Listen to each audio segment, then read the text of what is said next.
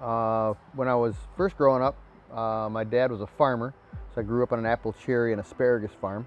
Yeah. My first job that I can remember from memory was using a tennis racket to sort the rotten cherries out of cherry tanks.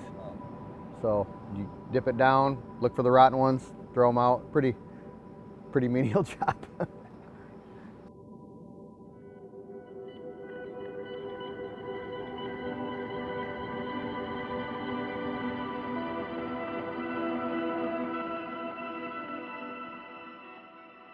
So we were married when I was 17, and we had 4 kids by the time I was 21. So of course I had to pay the bills. So I had to work like a dog. So I wasn't afraid to put a lot of hours in. Wasn't uncommon for me to work 70, 75 hours a week. I had a regular job. Before I owned the company, I had a regular job where I worked 8 to 5, and then went and did my side job at night.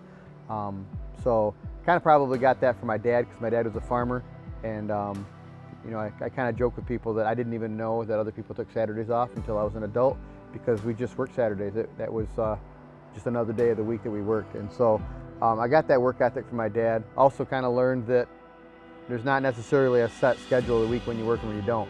You work when there's work that needs to be done, and then when the work's done, you get to play. And so I kind of grew up with that mentality, and all my brothers and sisters have a similar mentality where they just know how to work hard and appreciate that. So but starting off early like that with 4 kids, by the time we were 21, definitely meant I had to put a lot of long hours in. And so but that took a toll on my marriage after several years. After 6 or 7 years of business like that, our marriage fell on the rocks, and in order to save our marriage, we decided to sell everything, move to another state, and kind of start over with each other. And I know not everybody is able to do that, but we were blessed to be able to take some time away and patch our marriage back together. And eventually we moved back to Michigan and started fresh again, and built it up to what we have today.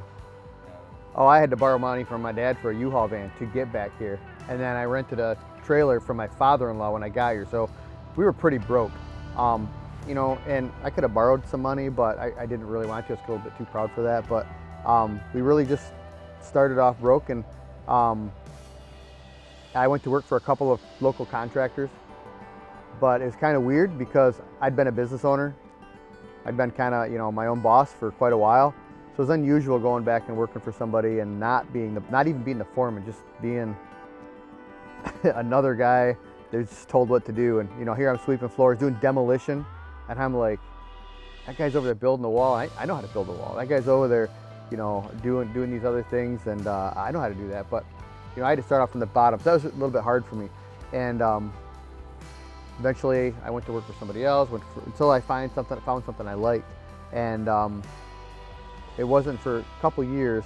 I eventually had somebody asked me, "Hey, we have a roof. I didn't know if you were back into roofing or not." And I didn't have any tools at all at that time, so I decided to do that roof on the side. I went and bought the tools, and realized that I still like doing that, but I knew that owning a business was stressful in our marriage, and so I did another side job, and then I did another side job, and then the company I was working for at the time, I was working for a factory. I went snowboarding one night, and I broke my wrist, and they wouldn't accommodate me there. And so I sat two weeks home on my butt with a cast on my hand, and I got really bored. I was just frustrated and really bored. And then another roof came down the line to do. So I ended up having a conversation sometime in that week with my wife about, doing another roof. And she made a very specific comment to me. She says, you're just not going to be happy unless you're your own boss again, right? And I'm like, well, no, I probably won't. I mean, that's what gratifies me. That's what I'm passionate about. And frankly, I'm kind of a horrible employee because I'm constantly got ideas on how to do something better and more innovative and quicker and safer. And a lot of times when you're in a company, people don't want to hear them. A lot of times they're like, hey, we already got the process. You just do what you're told. And I have a hard time fitting in that framework. And so when she said, hey, you're probably just not going to be happy if you don't own your own business. And I'm like, I'm not, but we tried that before and it you know, it was really stressful, didn't work out. And we just talked through that, and eventually she gave me her blessing to start again. And we started with a new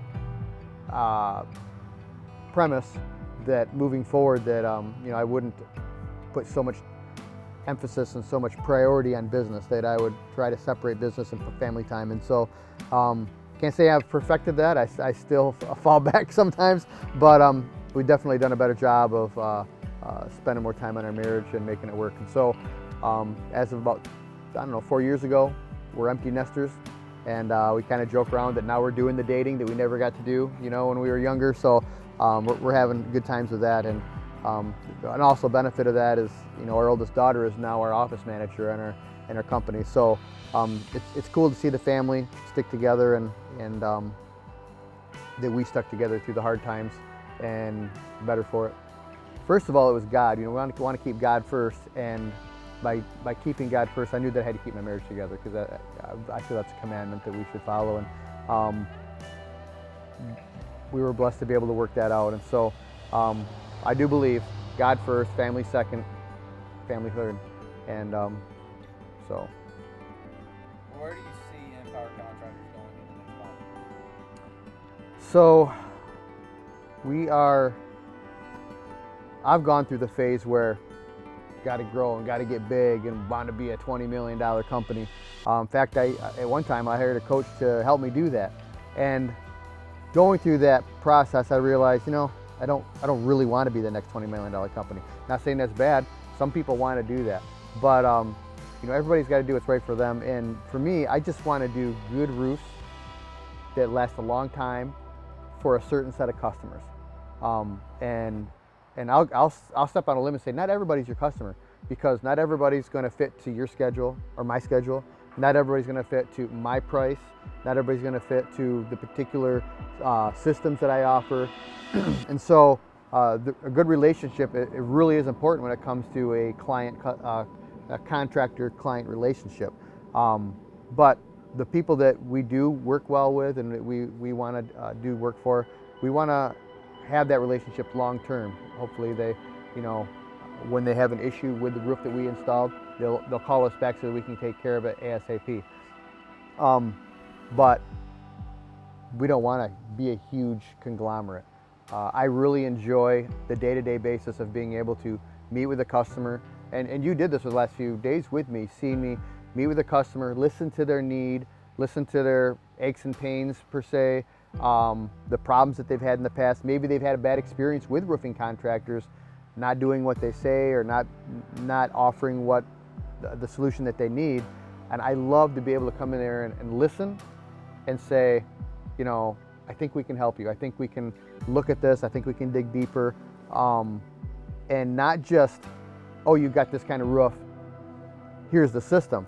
I really like to listen to, like, what do you do as a business inside this building?